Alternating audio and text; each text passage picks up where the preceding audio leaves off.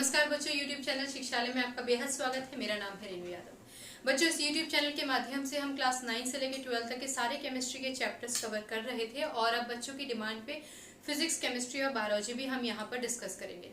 फिलहाल हम बात कर रहे हैं chapter number 1 of physics, light. बच्चों, इस चैप्टर में हम कॉनकेव मिरर और कॉन्वेक्स मिरर के बीच के डिफरेंस के साथ साथ कॉनकेव मिरर की कुछ इमेजेस भी डिस्कस कर चुके थे। बाकी की 2 इमेजेस मैंने आपको होमवर्क में दी थी, वो प्लस एक एडिशनल आज हम डिस्कस करते हैं। अच्छा, कॉनकेव मिरर ये रहा। मैंने आपको बताया था कि आप मान लीजिए कि ये कोई केव है, यानी कि कोई गुफा है और आप इसमें अंदर की तरफ देख रहे हैं, अंदर की तरफ झांक रहे हैं, तो ये अंदर की तरफ गहराई होगी, है ना। जिसमें अंदर की तरफ गहराई होती है वो केव यानी कि कॉनकेव मिरर होगा।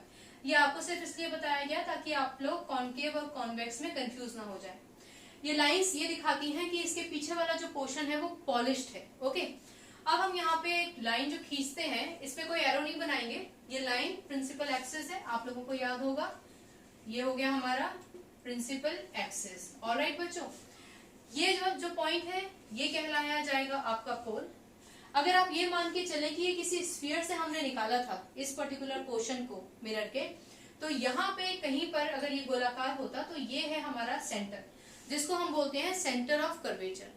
आप ये बात बहुत अच्छे से जानते हैं कि सेंटर ऑफ कर्वेचर और पोल के जो बीच का डिस्टेंस होता है ना, उसको हम कैपिटल आर से शो करते हैं, जिसको हम बोलते हैं रेडियस ऑफ कर्वेचर। आप लोगों को ध्यान होगी ये बात। इसके अलावा हम लोगों ने ये भी डिस्कस किया था कि ये जो रेडियस ऑफ कर्वेचर होता है, इसका जस्ट हाफ वो कहलाया जाता है हमारा फोकल लेंथ, और इस जस्ट हाफ के पॉइंट को हम डिनोट करते हैं कैपिटल एफ से।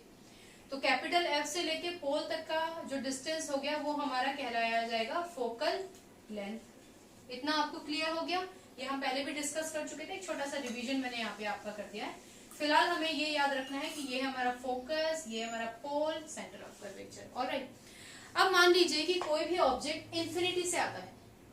अब इंफिनिटी का मतलब हो गया दूर, वो भी दूर कहलाया जाएगा जिसको हम देख तो सकते हैं पर हम उसको अप्रोच नहीं कर सकते। ऑलराइट, और वो भी दूर कहलाया जाएगा जो हमें दिखाई नहीं दे रहा है ऑब्जेक्ट दूर से। क्लियर हो गया बच्चों? तो अगर वहां से कोई रेज आती हैं तो किस तरीके का इमेज बनेगा, ये डिस्कस करने से पहले एक बार हम सारे रूल्स को रिव्यू कर लेते हैं। आपको ध्यान है ना कि कॉनकेव मिरर के 3 नियम हम फॉलो करते हैं। ये हो गया हमारा कॉनकेव मिरर, ठीक है। शेड्स वगैरह मैं बनाऊंगी नहीं अभी, आप समझ जाइए। ये हो गया हमारा फोकस। तो पहला नियम ये था कि कोई भी रे ऑफ लाइट जो प्रिंसिपल एक्सिस से पैरेलल आती है वो फोकस से होके गुजरती है। ये हमारा पहला नियम था। ओके, दूसरा नियम हमारा क्या था? दूसरा नियम ये कहता था कि कोई भी रे ऑफ लाइट जो फोकस से होकर गुजरती है वो प्रिंसिपल एक्सिस के पैरेलल जाएगी। ऑलराइट बच्चों, पहला नियम, जो रे ऑफ लाइट स्ट्रेट आ रही है प्रिंसिपल एक्सिस के पैरेलल वो फोकस से होकर गुजरेगी। दूसरा नियम, जो रे ऑफ लाइट फोकस से होकर गुजर रही है वो प्रिंसिपल एक्सिस के पैरेलल जाएगी। और तीसरा और आखिरी नियम था कि अगर कोई भी रे of light centre of curvature से होकर गुजरती है तो वो उसी डायरेक्शन में वापस भी चली जाती है। क्लियर हो गया? लेकिन इस केस में जहां हमारा ऑब्जेक्ट इंफिनिटी पर रखा हुआ है, मतलब कि दूर रखा हुआ है, वहां क्या होगा कि जो रेज ऑफ लाइट होंगी वो सीधे यहाँ पर स्ट्राइक करेंगी। अब क्योंकि रेज दूर से आ रही हैं तो हम ये मान के चलेंगे कि वो रेज एक दूसरे के पैरेलल है। वो रेडिएशंस, वो रेज जो एक दूसरे के पैरेलल हैं वो यहाँ आके कहीं पे टकराएंगी और ये मानिए कि फोकस से होकर गुजरेंगी। ठीक, यानी कि जस्ट फोकस के नीचे। कुछ किताबों में बच्चों यहाँ पर ऐसे शो कर रखा होगा कि मान लीजिए ये फोकस है, ये सेंटर ऑफ कर्वेचर है, तो रेज दूर से आई और फोकस से होकर गुजरी। कुछ किताबों में ऐसे दिखा रखा होगा, कुछ बुक्स में थोड़ा नीचे दिखा रखा होगा, तो उसके लिए अपसेट होने की जरूरत नहीं है आपको। ये हो गई हमारी रे। अब जब हमने एरो लगा दिया तो रे हो गई, ये हो गई। अच्छा, क्योंकि रेस पैरेलल आ रही थी तो ये भी पैरेलल आएगी, ये यहाँ जाके कहीं टकराएगी और ये टकराकर ये भी फोकस के पॉइंट से ही होकर गुजर जाएगी। दोनों फोकस के जस्ट नीचे से एक दूसरे को इंटरसेक्ट करती हुई निकली है। ये जो दूसरी रे है ना बच्चों, ये दूसरी रे कुछ किताबों में इस तरह से शो कर रखी होगी कि एक रे आई और आके सीधे फोकस से होके गुजरी। मतलब उन्होंने इसको जो पॉइंट हमने फोकस शो कर रखा है वहां शो कर रखा होगा, तो आपको ऑब्लिटरेट होने की, परेशान होने की जरूरत नहीं है। आपकी किताब में फोकस से होकर इसको पास कर रहे हो, इंटरसेक्ट कर रहे हो, या फोकस के थोड़ा सा नीचे से इंटरसेक्ट कर रहे हो, कोई हर्ज नहीं है। मतलब सिर्फ इतना इतना ही है कि आपका जो ऑब्जेक्ट जो दूर से रेज दे रहा था उसकी इमेज फोकस पे ही बनी है। अच्छा बच्चों, क्योंकि फोकस पे बनी है तो जाहिर सी बात है कि ये इन्वर्टेड होगी। अब हमसे तीन चीजें पूछी जाती हैं। पहली बात तो लोकेशन। लोकेशन क्या है? तो कोई भी रेज जो इंफिनिटी से आती है, आप यहाँ पे लिख भी सकते हैं object at infinity, object at infinity. Okay, अब कोई भी रेज जो इंफिनिटी से आती है उनकी इमेज कहाँ बनी? फोकस पे, एट फोकस। आप लिखोगे एट फोकस, एट फोकस। अच्छा, इसका साइज क्या होगा? तो आप देख रहे हो कि साइज इसका बहुत छोटा है, ऑब्जेक्ट तो बहुत बड़ा रहा होगा, साइज इसका बहुत छोटा है, तो इसलिए हम very small, small, very small तो लिख सकते हैं। वेरी स्मॉल के बाद हम डिमिनिश्ड भी लिख सकते हैं। डिमिनिश्ड का मतलब होता है कि बहुत ही छोटा, जिसको आप मुश्किल से देख पाए। ऑलराइट। अच्छा, फिर हमारे पास आ जाता है कि नेचर क्या है भाई? तो नेचर तो आप ही बता दो। प्रिंसिपल एक्सिस से नीचे बना है, तो जो इमेज प्रिंसिपल एक्सिस से नीचे बनती है वो उल्टी बनती है, और जो इमेज उल्टी होती है वो क्या होती है? इन्वर्टेड। तो इसका मतलब ये हो गया हमारा रियल एंड इन्वर्टेड। ऑलराइट। जो भी इमेज प्रिंसिपल एक्सिस से नीचे बनती है वो इन्वर्टेड होती है, और इन्वर्टेड हमेशा रियल होती है। तो ये हो गई आपकी तीन चीजें। क्वेश्चन अगर 3 नंबर में आएगा, इसको प्रॉपर आप ड्रॉ करके हर चीज को सिस्टमैटिक दिखाएंगे ना, कोई भी नंबर नहीं काटने वाला। अच्छा, एक और चीज है बच्चों, कुछ बच्चे क्या करते हैं कि स्केल से नाप नाप के इन पॉइंट्स को लगाते हैं, और स्केल से नाप नाप के ही इन रेस को निकालने की कोशिश करते हैं। कई बार मिटाते हैं, कई बार बनाते हैं। उतना टाइम वेस्ट नहीं करना है एग्जाम में। आपको देखते ही समझ में आ जाएगा कि रेस कहाँ से पास हो रही है, तो आप वहीं उसी पॉइंट से आप उसको पास कर दो, कोई दिक्कत नहीं है। आप लोकेशन बताना जरूरी है, उसमें मेजरमेंट करके ही रेस पास करो, लाइंस ड्रॉ करो, ऐसा नहीं है। ओके, ये आपको समझ में आ गया। आगे बढ़ते हैं। हमारा दूसरा है जब हम बियॉन्ड सेंटर ऑफ कर्वेचर लिखते हैं। बियॉन्ड सेंटर ऑफ कर्वेचर, अब आपको मालूम है कि सबसे पहले आपको एक कॉनकेव मिरर बनाना है। ये हो गया आपका कॉनकेव मिरर। कॉनकेव मिरर में पीछे की तरफ आप कुछ लाइंस ड्रॉ कर देंगे, जिससे ये अंदाजा हो जाएगा कि ये हमारा पॉलिश्ड पोर्शन है। मतलब मैं इसको दोबारा बनाऊंगी क्योंकि इसकी जो इमेज है वो आपको थोड़ा और क्लियरली नजर आ जाएगी। यहाँ बनाते हैं हम इसको। ये हो गया हमारा पॉलिश्ड पोर्शन, ये हो गया हमारा प्रिंसिपल एक्सिस। जब भी आप बनाएंगे तो आप जरूर शो कीजिए, आपको याद भी हो जाएगा प्रिंसिपल एक्सिस। फिर क्या, फिर लिखेंगे हम पोल। इसको आप गोलाकार मान लीजिए, तो कहीं पर होगा सेंटर ऑफ कर्वेचर, और इसके ठीक बीच में कहीं पर होगा फोकस। ऑलराइट। हमने ऑब्जेक्ट कहाँ रखा है? ऑब्जेक्ट रखा है बियॉन्ड। बियॉन्ड मतलब यहाँ कहीं। ओके, मान लीजिए मैंने ये ऑब्जेक्ट रखा। मैंने आपको बताया था कि जब भी कोई ऑब्जेक्ट हम रखते हैं तो उसको हम एरो से दिखाते हैं, और एरो हेड से हम रेस पास होती हुई दिखाएंगे। नियम के हिसाब से चलते हैं। पहली रे जो हमारे मिरर को टकराएगी, पहली रे जो मिरर को टकराएगी वो सीधे फोकस से होकर पास होगी। क्लियर? एक रे ऑफ लाइट आई parallel to the principal axis, उसको फोकस से होकर गुजरना था, ये नियम है। दूसरा नियम हमारा क्या था? सेंटर ऑफ कर्वेचर से पास होगी, तो पास कर देते हैं हम। सेंटर ऑफ कर्वेचर से एक लाइन पास हुई, आप जानते हो कि ये लाइन इसी डायरेक्शन में वापस चली जाएगी। ओके, तो इसका मतलब ये लाइंस कहाँ इंटरसेक्ट कर रही हैं? यहाँ इंटरसेक्ट कर रही हैं, तो आप बेहिचक यहाँ पर एक एरो बना दो, एरो हेड बना दो नीचे। क्लियर बच्चों? पिछली बार मैंने इस पॉइंट को बी लिखा था, इसको ए लिखा था, अब हम इसको इस बार ए लिख देते हैं, कोई हर्ज नहीं है। ए, ये बी। अगर ये ए है तो एरो हेड अब नीचे आ गया ना, ये हो जाएगा ए डैश, मतलब कि इमेज का। अगर ये बी है मतलब ऑब्जेक्ट का, तो ये हो जाएगा हमारा B dash. I hope this is clear to every one of you. Alright बच्चों, अब हम इसके बारे में लोकेशन, साइज, नेचर लिखेंगे। लोकेशन कहाँ है बच्चों? Location is between the focus and the centre of curvature. तो आप लिखोगे between focus and centre of curvature. मेरे पास स्पेस की कमी है इसलिए मैंने शॉर्ट फॉर्म लिख दिया है। आपके पास कॉपी में, एग्जाम कॉपी में स्पेस की कमी हो तो दूसरा स्पेस लेकर पूरा लिखिएगा, between centre of curvature and focus. दूसरी क्वालिटी हमारी साइज। तो देखो बच्चों, साइज ये तो बड़ा था और ये छोटा है, तो इसका मतलब क्या हुआ? स्मॉल हो गया। पिछली बार हमने डिमिनिश्ड लिखा था क्योंकि वो बहुत छोटा था, यहाँ पर हम स्मॉल लिखेंगे, साइज हो गया हमारा स्मॉल। अच्छा, अब हम बात करते हैं कि नेचर क्या है इसका। तो नेचर तो भाई देखो बच्चों, प्रिंसिपल एक्सिस के नीचे बन रहा है, प्रिंसिपल एक्सिस के नीचे बन रहा है, मतलब इन्वर्टेड है, और जो इन्वर्टेड होता है वो रियल होता है। इसका मतलब ये हो गया हमारा real and inverted. Alright, I hope this is clear. यहां तक तो आपको कोई कंफ्यूजन नहीं होना चाहिए। अब हम एक एक्सेप्शन की बात करते हैं, ठीक, कॉनकेव मिरर में ही। इसको मिटा देते हैं। आप हर बार जब कभी भी इमेज बनाए तो आप खुद ब खुद अपने आप को समझाते हुए बनाए कि सबसे पहले हम क्या बनाएंगे, सबसे पहले हम क्या बनाएंगे, सबसे पहले हम बनाएंगे कॉनकेव मिरर।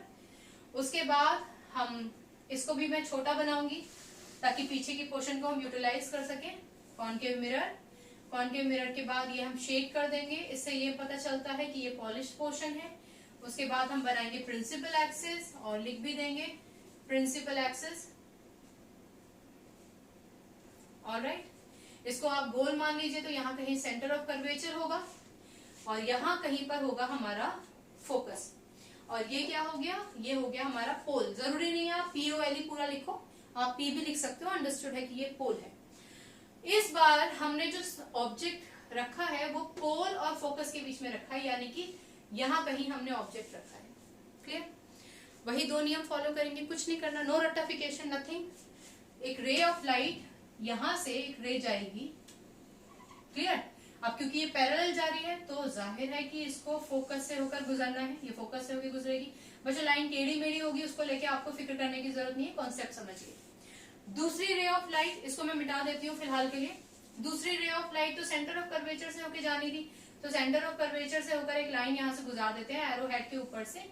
ये है आपका एरो हेड और यहाँ से आपकी लाइन सेंटर ऑफ कर्वेचर को क्रॉस करती हुई जाएगी। ओके, लाइन टेढ़ी मेढ़ी होगी, फिक्र मत कीजिएगा। ये लाइन है और अब ये एरो बनाने के बाद रे हो गई है।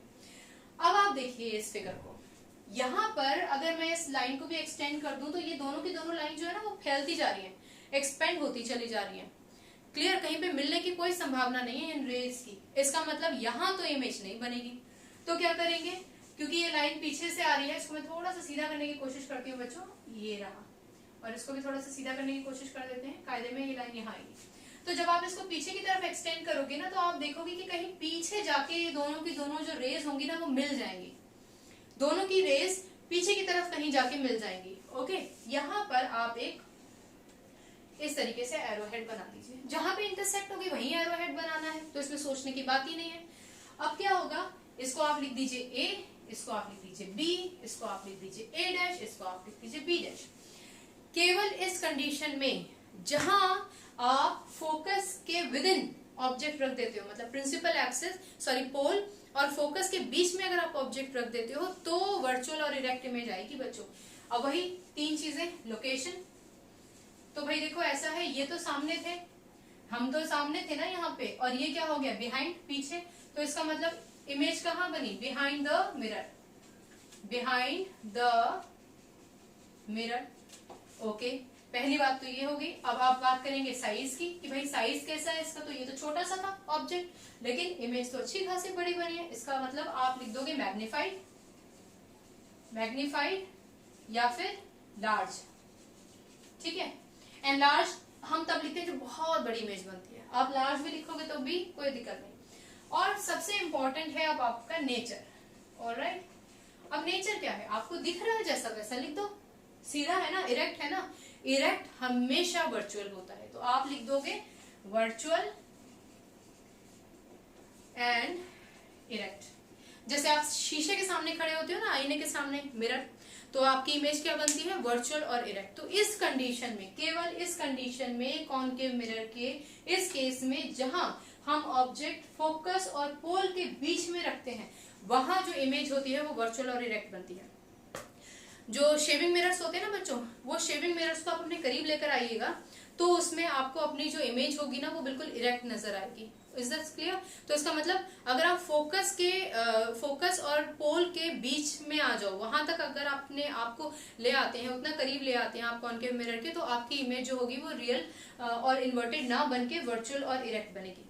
क्लियर? अच्छा, लॉकडाउन के इस टाइम में मेरे आसपास की स्टेशनरी शॉप्स में मुझे concave lens, concave mirror, convex lens, convex mirror कुछ नहीं मिला, तो मेरे पास ये है। ये आप लोग के घर में भी होगी चम्मच, स्कूप। अब ये जो इसका स्कूप है ना, आप इसमें देखिए, आपको अपनी इमेज उल्टी नजर आएगी। क्यों? क्योंकि इसमें गहराई है और जिसमें गहराई होती है वो क्या कहलाया जाता है, कॉनकेव मिरर। ये तो हमारा एक एक्सेप्शन है जहां पर हम बहुत करीब ले आते हैं, फोकस और पोल के बीच में ले आते हैं ऑब्जेक्ट को। वो कोई भी हो सकता है, वो आपकी इमेज हो सकती है, किसी और चीज की कोई और ऑब्जेक्ट हो सकता है, इमेज नहीं, आप एज एन ऑब्जेक्ट काम कर सकते हो, कोई और एज एन ऑब्जेक्ट काम कर सकते हैं, लेकिन अदरवाइज इसमें इन्वर्टेड ही आपकी इमेज आएगी। और ये वाला जो पोर्शन है ये बाहर निकला हुआ पोर्शन है, तो इसका मतलब ये हो गया आपका कॉन्वेक्स। Is this clear? तो आप इसका इस्तेमाल कर सकते हैं, कुछ और चीज भी आप इस्तेमाल कर सकते हैं, जैसे कि ये भगोना आपके घर में होगा, तो इसमें भी आप अपनी इमेज देखिएगा और अंदाजा लगा लीजिएगा कि कौन कॉन्वेक्स है और कौन कॉनकेव है। क्लियर बच्चों, इतना आपको समझ में आया? ओके, आगे बढ़ने से पहले मैंने यहाँ पे एक वर्ड इस्तेमाल किया, मैग्नीफाइड। इसका मतलब आप समझ गए होंगे कि जो बड़ा हो जाता है वो मैग्नीफाइड हो जाता है। इसी को थोड़ा सा फिजिक्स के इस चैप्टर के टर्म्स में पढ़ लेते हैं, क्योंकि ये हमारे काम आने वाला है। न्यूमेरिकल सॉल्व करेंगे ना तो ये हमारे काम आएगा। मैग्निफिकेशन, मैग्निफिकेशन आपसे कभी क्वेश्चन पूछा जाएगा कि भाई ऑब्जेक्ट तो हमने इतनी डिस्टेंस पे रख दिया था, बताओ इसकी इमेज कहाँ बनेगी, उसका साइज क्या होगा, उसका नेचर क्या होगा। तो ये सब कुछ जानने के लिए कुछ टर्म्स जानना बहुत जरूरी है। मैग्निफिकेशन, मैग्निफिकेशन का फॉर्मूला होता है, magnification is equals to height of image upon height of object. अच्छा बच्चों एक बात समझिए, हाइट ऑफ इमेज जो है ना, कई किताबों में आपको H2 और कुछ किताबों में आपको H डैश करके शो कर रखी होगी। कोई घबराने की, परेशान होने की जरूरत नहीं है। आप H2 भी इस्तेमाल कर सकते हो, आप H डैश भी इस्तेमाल करते हो, क्योंकि हाइट ऑफ ऑब्जेक्ट जो होती है वो H1 या फिर H से शो की जाती है। क्लियर?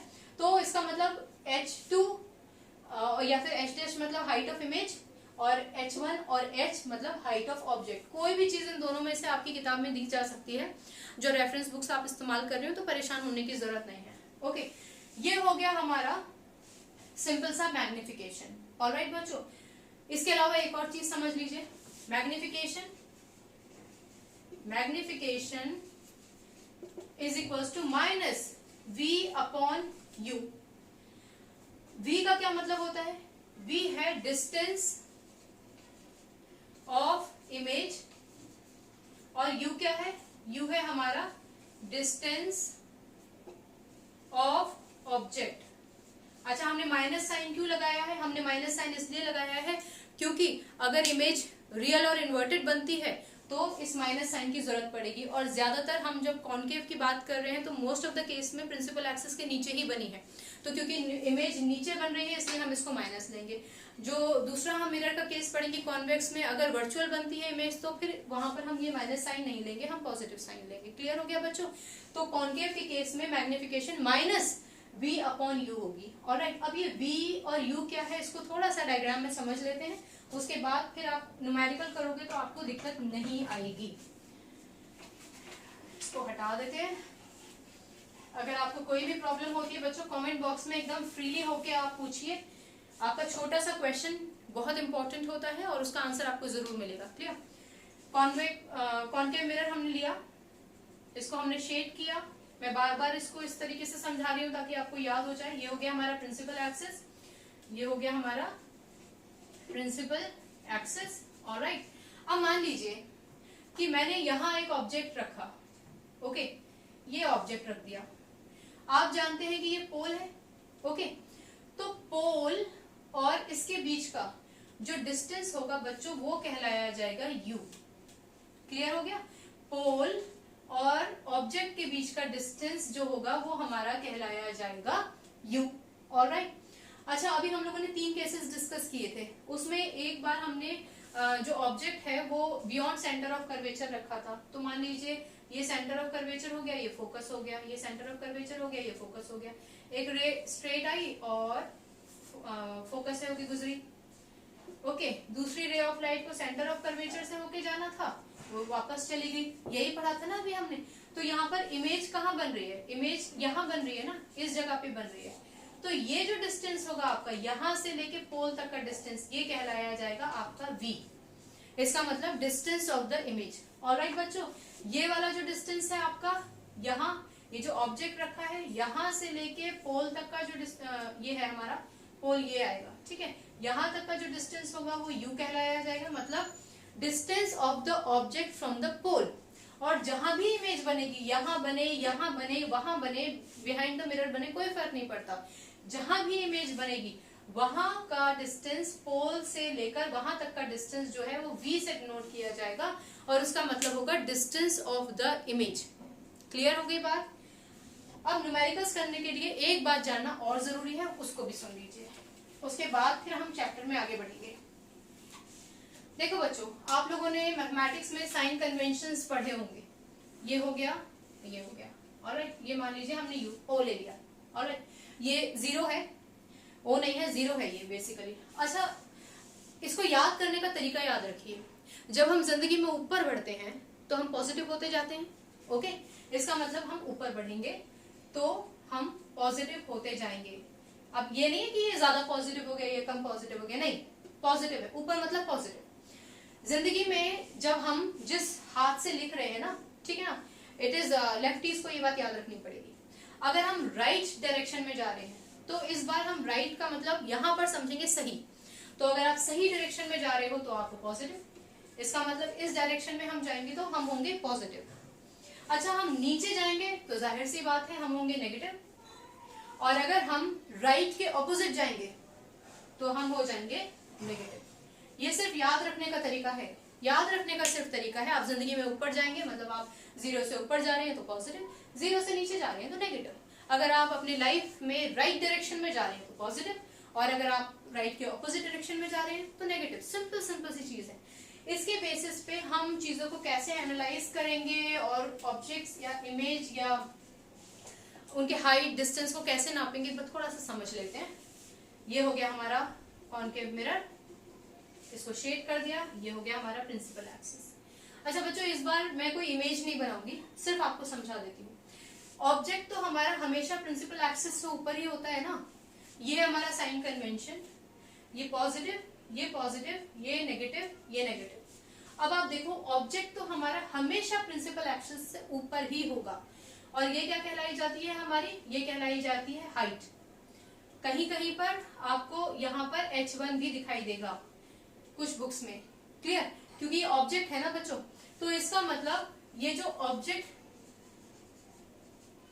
की height of object, height of object क्योंकि प्रिंसिपल एक्सिस से ऊपर है, यानी कि यहां से ऊपर है, तो इसका मतलब हाइट ऑफ ऑब्जेक्ट क्या होगी, हमेशा पॉजिटिव होगी। क्लियर, हाइट ऑफ ऑब्जेक्ट हमेशा पॉजिटिव होगी। इमेज अगर नीचे बनती है, इमेज अगर नीचे बनती है, मैं कोई रे डायग्राम बना के आपको नहीं बताऊंगी, आपको सिर्फ समझाना है, इसीलिए हम रे डायग्राम नहीं बना रहे हैं, सिंपल सी बात कर रहे हैं डिस्टेंस और इन सब चीजों के डायरेक्शन से इनके नेगेटिव या पॉजिटिव साइन को जानने के लिए। मान लीजिए ये इमेज बनी, अब ये क्योंकि नीचे बन रही है। अच्छा, आप इमेज को किससे शो करते हो, h' से या फिर h2 से, दोनों में से किसी एक का इस्तेमाल आप करेंगे, क्योंकि ये प्रिंसिपल एक्सिस के नीचे है। इसका मतलब ये जो डिस्टेंस होगा वो क्या हो जाएगा आपका, नेगेटिव। ऑलराइट, अब मैंने एक केस डिस्कस किया था ना बच्चों, जहां पे पोल और फोकस के बीच में ऑब्जेक्ट रखा था, तो उसकी इमेज पीछे बनी थी।